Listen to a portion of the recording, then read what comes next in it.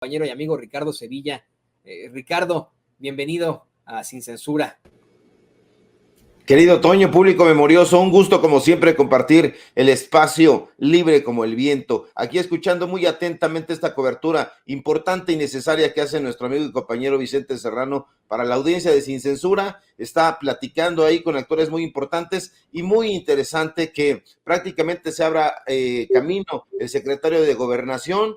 Deje a un lado los micrófonos de Televisa y de otros medios corporativos y responda los saludos y el cuestionamiento que hace Vicente Serrano, porque la gente ya sabe, Toño, la gente ya sabe que aquí se informa. Allá ha sido un caudal de desinformación durante toda su vida, desde que nacieron hasta ahora que están tratando de renovarse, pero no lo van a conseguir. Y bueno, eso lo sabe no solamente el secretario de Gobernación, sino lo más importante, la audiencia.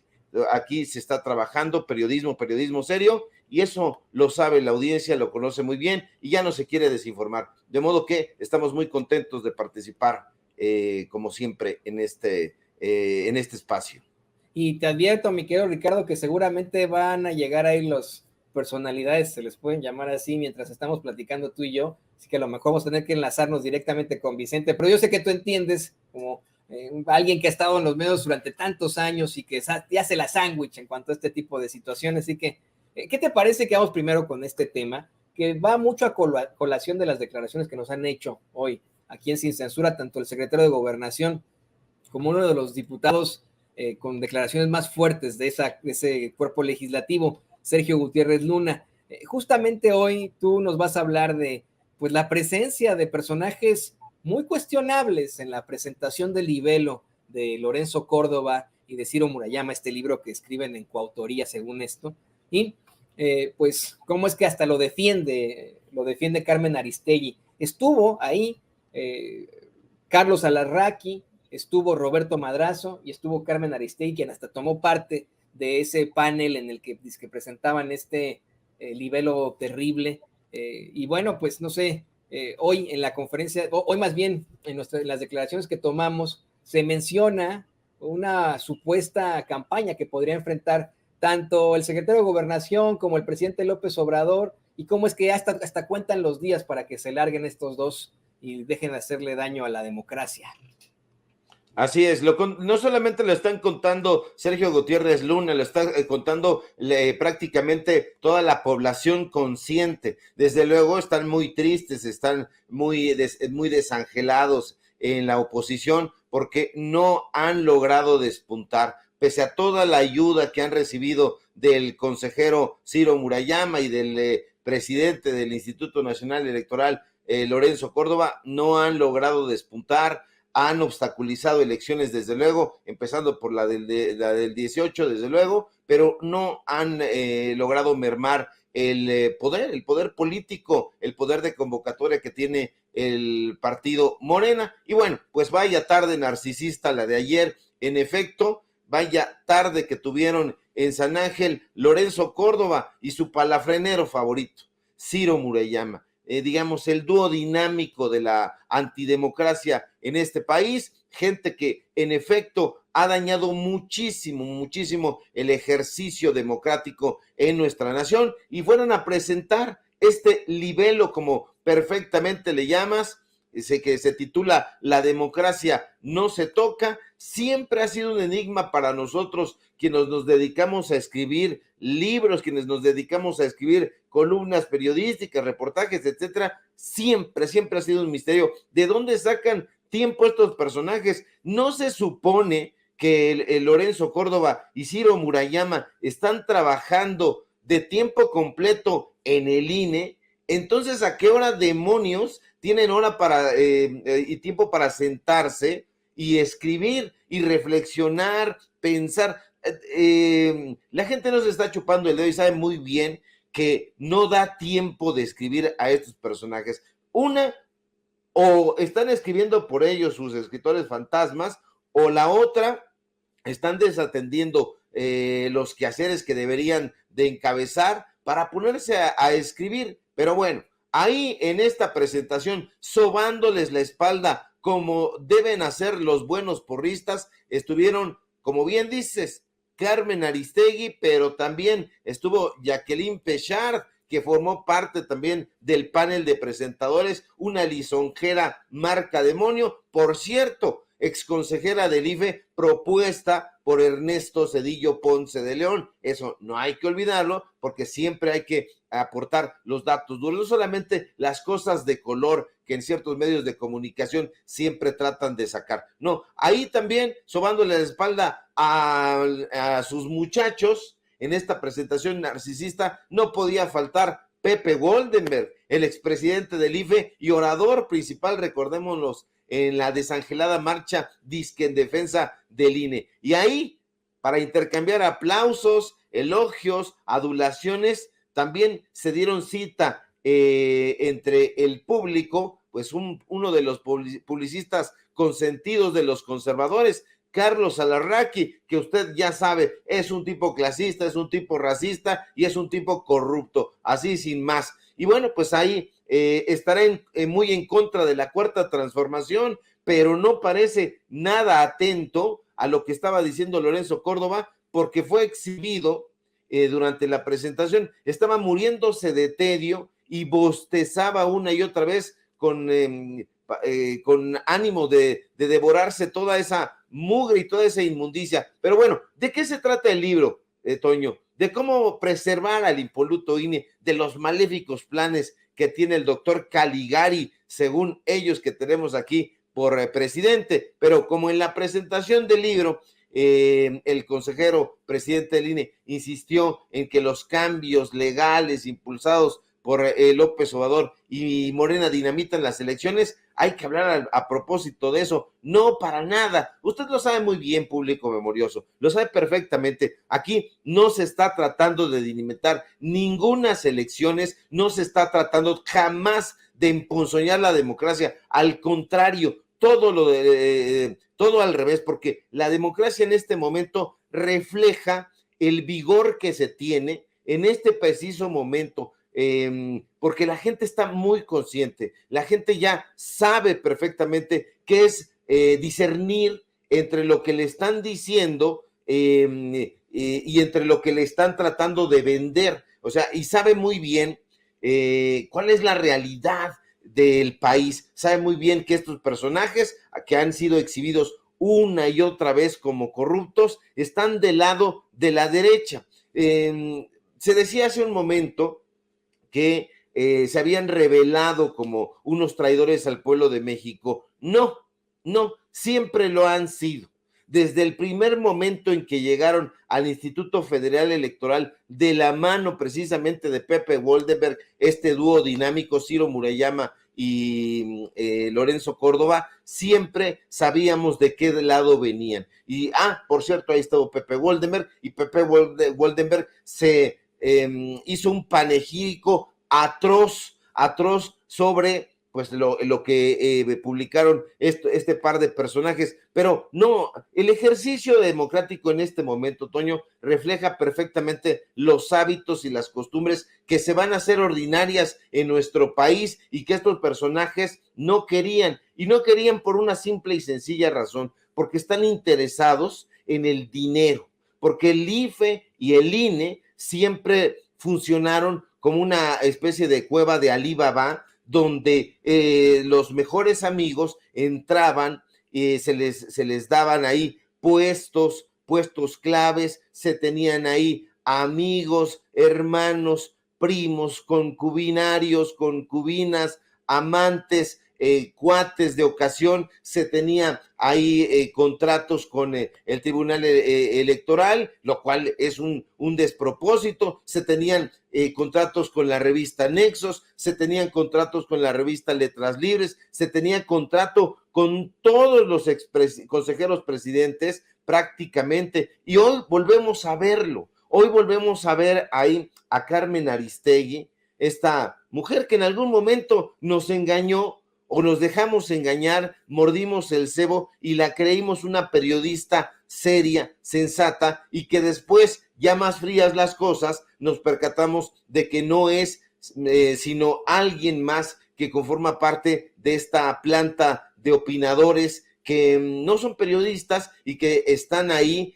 simple y sencillamente para agregar un poquito más de la riqueza. Yo también creo como tú, muy sospechoso asunto de que Roberto Madrazo haya estado ahí. ¿Qué hacía Roberto Madrazo? ¿Acaso estaba haciendo una especie de scouting? ¿Estaba viendo a ver a quién contrataba? ¿Por qué este interés de Roberto Madrazo de aparecer ahí? ¿Será que en determinado momento, como tú dices, y lo estaba yo pensando, se vayan a unir estas cadenas de noticias, estas cadenas de desinformación? Yo lo veo muy posible, porque como ahora se está viendo que hay esta, digamos, preferencia por los medios de comunicación que sí trabajan con la información sin ninguna clase de eufemismos, estos medios de comunicación están viendo que la audiencia, que la gente los está dejando de lado y dicen, en una de esas nos unimos. ¿No sería algo inviable? Porque ya lo han hecho en determinado momento, lo han hecho con Mexicanos contra la Corrupción y la Impunidad,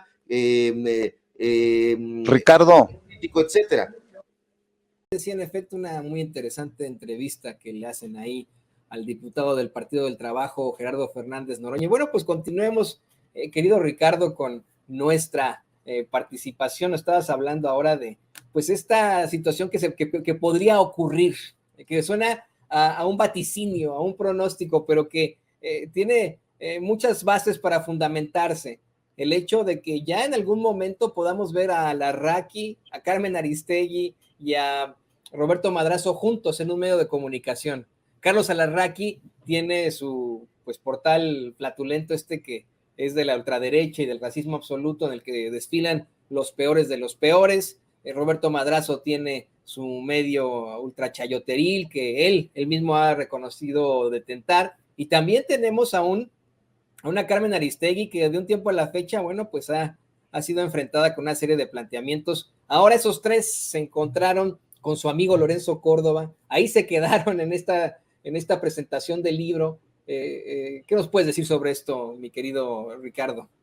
Y bueno, es muy sintomático. Fíjate, ¿dónde hacen la presentación? La hacen en el sur de la ciudad, la hacen en una zona fifí, la hacen en San Ángel, porque no lo hicieron en el Centro Cultural José Martí, no lo hicieron en el Museo Cultural del Chopo, no. Estos personajes siempre han tratado de desdeñar al pueblo, y no es de ahora, ha sido siempre, siempre, desde que escribían en Nexos, desde que estaban en esta élite. El propio presidente López Obrador ha dicho en diferentes oportunidades, en nada absolutamente se parece a Arnaldo Córdoba, o bueno, al revés, Lorenzo Córdoba, Arnaldo Córdoba, en nada. Hay que leer atentamente a Arnaldo Córdoba, por supuesto, pero ahí sí no salió, no heredó ninguno de los atributos intelectuales de Arnaldo, este personaje, un personaje absolutamente vendido. Ya se los habíamos prevenido, público memorioso, usted lo recordará,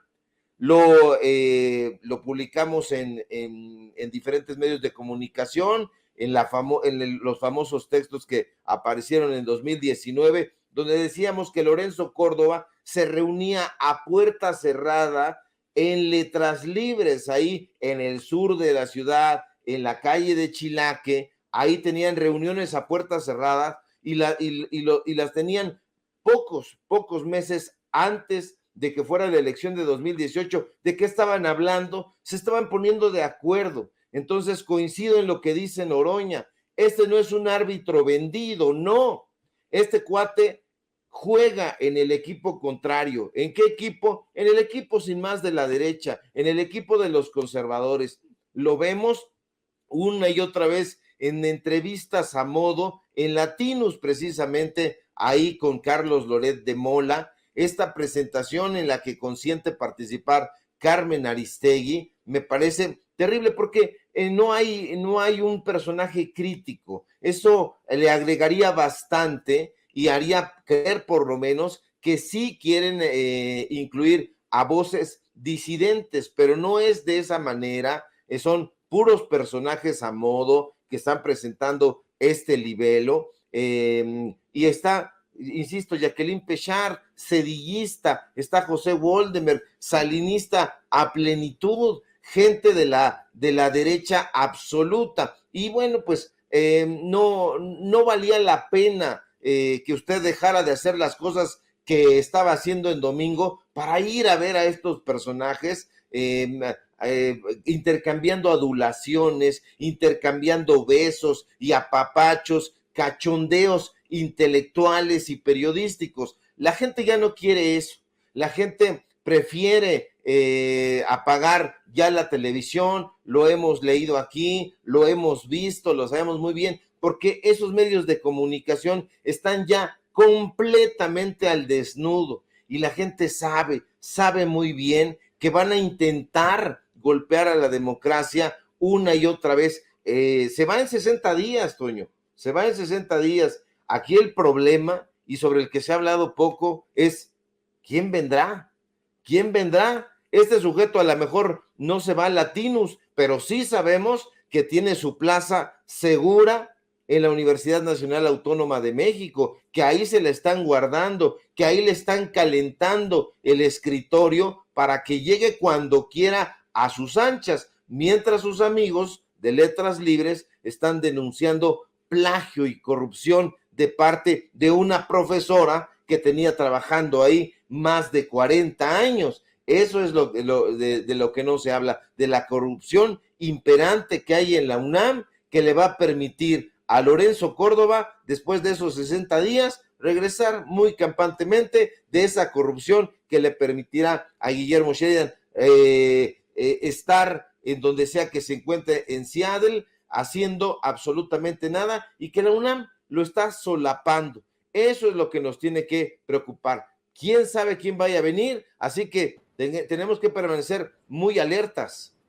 Pues yo creo que van a poner, bueno, no sé, ¿no? Pero podrían poner este cuate que decía ser de Morena, pero que resultó ser tan parecido a Gibran que nada, ¿no? El tal Ukip Espadas Ancona, quien pues dice ser de la izquierda y que ahora participa incluso en esos foros que son completamente políticos del INE en contra de partidos políticos. Pero mira, antes de que nos vayamos, y le pido al equipo que nos grabe, porque no nos podemos ir sin que platiquemos del Riva, de Raimundo Rivapalacio. Hoy que el presidente López Obrador le puso una repasada por su falta de conocimiento matemático o por su falta de, pues, de noción sobre las conversiones. Conversiones, querido Ricardo, que nos enseñan en cuarto y quinto de primaria. Yo soy perfectamente honesto, como periodista soy, pero muy malo en las matemáticas. Aún así, creo saber, pues, convertir algunas cosas. Y es que Raimundo Rivapalacio, uno de sus programas pedorros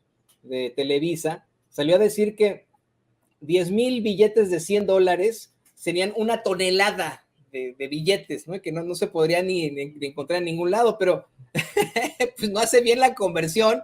Y hace rato se lo planteábamos aquí en Sin Censura como si fuera un niño de primaria. A ver, Raimundito, si tienes 10,000 billetes de 100 y si cada billete corresponde a 1 gramo y en cada kilo hay 1,000 gramos, ¿cuántos kilos son 10,000 billetes?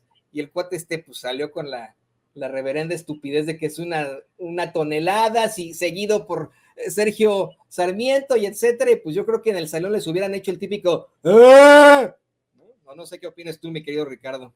Sí, por supuesto, y prácticamente se lo hicieron, Toño, prácticamente se lo hicieron. El propio Sergio Sarmiento dijo, no, lo que sí sé es que no caben en una maleta de Sport Billy como tú estás planteando, pero estás haciendo el ridículo. Ahora, yo también soy muy malo en las matemáticas, yo también soy muy malo en el álgebra, pero esto no son matemáticas, público de memoria, estas no son matemáticas, esto es aritmética elemental, y como dice mi querido Toño, se enseña en la primaria, y bueno, pues este personaje queda en el ridículo más atroz. O sea, no sabe que $1,000,000 representados en 100 fajos de 100 billetes de $100 pesa simple y sencillamente 10 kilitos. 10 kilitos sí los podía llevar, los puede llevar. A mí me llama mucho la atención porque hubieran llamado a quien sí sabe de chayotes de esa índole, que es justamente Carlos Loret de Mola. a lo mejor Riva Palacio no ha recibido todavía esos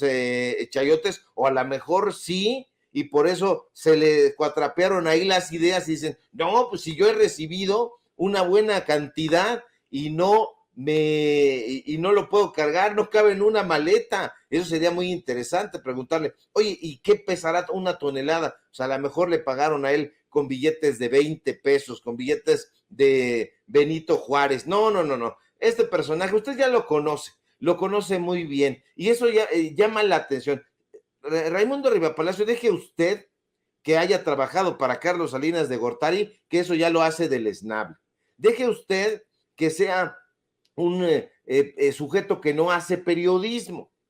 Deje eso a un lado. Pero si no sabe aritmética elemental, algo que te enseñan en la primaria, ¿usted cómo va a confiar en los análisis que hace este chayotero? No, estos sujetos simple y sencillamente están en una vertiginosa carrera en el galgódromo del periodismo chayotero. Ahí van como los perros, valga la comparación, pobres perros, corriendo tras la liebre, que significa para ellos el chayote. Raimundo Rivapalacio es dueño de Eje Central. Usted ya conoce a ese medio de comunicación y con quien ha tenido y tiene tratos, porque aquí le hemos pasado los datos duros, le hemos informado de los negocitos jugosos que ha tenido con el gobierno de Miguel Ángel Mancera. Sabemos perfectamente que no toca ni con el pétalo de una crítica al canciller Marcelo Ebrard.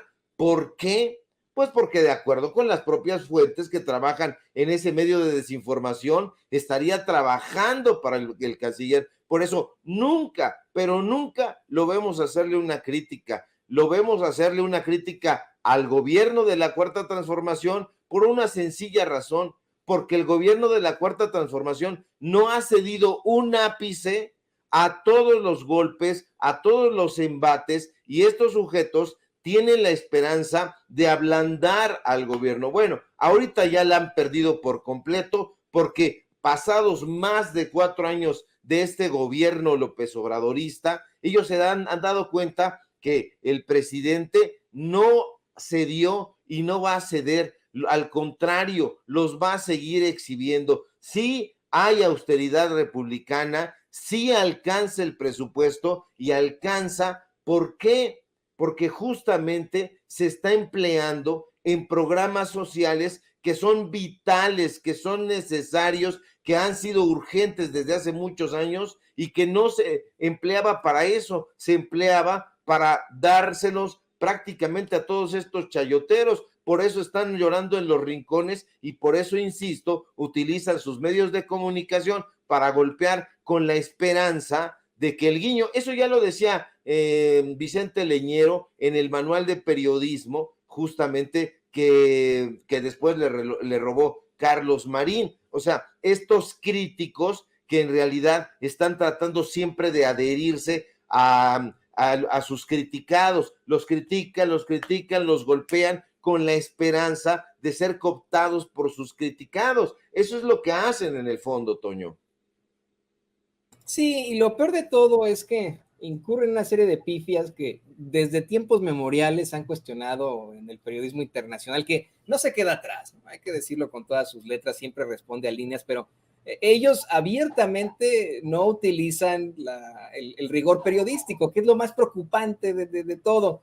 Y si no utilizan el rigor periodístico, que es la aplicación del método científico a una investigación noticiosa, imagínate tú la aritmética, como bien lo mencionas, muchísimo menos van a saber convertir 10,000 billetes de 1 gramo cada uno a kilos, ¿no? Van a pensar que es una tonelada. Yo creo que habrá que regresar a estos señores a la primaria. Pero querido Ricardo, como siempre, pues nos da un gusto impresionante que te hayas acercado con nosotros y que nos hagas estos análisis tan puntuales, tan interesantes. ¿Por qué no nos compartes tus redes sociales para que la gente se ponga en contacto contigo? Te vi el fin de semana darle duro a los conservas en las redes sociales, man.